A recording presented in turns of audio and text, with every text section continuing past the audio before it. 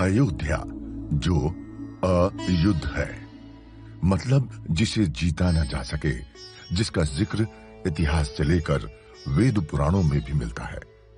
लेकिन क्या है अयोध्या और राम का इतिहास? राम राज्य से लेकर राम मंदिर तक क्या है पूरी कहानी? जानिए दैनिक भास्कर की 7 एपिसोड की खास सीरीज राम जन्मभूमि का इतिहास में। दरअसल बौद्ध साहित्य के मुताबिक अयोध्या को भगवान बुद्ध के काल में विशाखा कहा जाता था और जो संपन्न शहर था। वहीं अथर्ववेद में अयोध्या को 9 द्वारों वाली देवों की पुरी बताया गया है। साथ ही ये भी पता चलता है कि इस काल में भी अयोध्या प्रसिद्ध थी।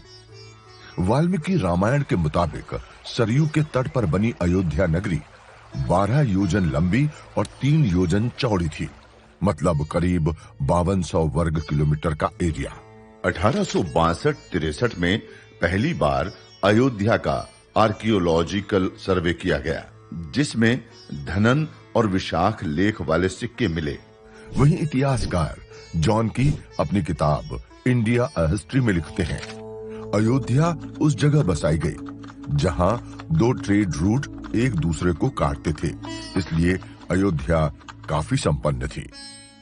ब्रिटिश राज में कलेक्टर लाला सीताराम ने अपनी किताब अयोध्या अ हिस्ट्री में लिखा, 6वीं शताब्दी ईसा पूर्व में अयोध्या कौशल जनपद की राजधानी थी। हालांकि कुछ जगहों पर अयोध्या को साकेत भी कहा गया है, जबकि प्रोफेसर रीस डेविड्स मानते हैं कि बौद्ध काल में अयोध्या और साकेत 2 अलग-अलग शहर थे। अयोध्या सूर्यवंश की राजधानी भी रही है। माना जाता है कि यह भारतीय इतिहास का सबसे लंबा राजवंश था। इसमें कुल 123 राजा हुए, जिसमें दशरथ 63वें और राम 64वें राजा हुए।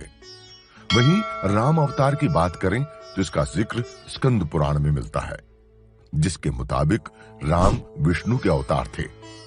लेकिन इस अवतार के पीछे बड़ी वजह था रावण, जिसने कड़ी तपस्या कर भगवान शिव से अजेय होने का वरदान हासिल किया।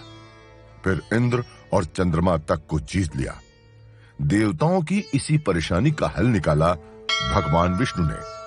उन्होंने खुद अयोध्या में राम अवतार लिया, नंदी के रूप में हनुमान को भेजा, शेषनाग लक्ष्मण बने और सभी देवता वानर सेना का हिस्सा बने।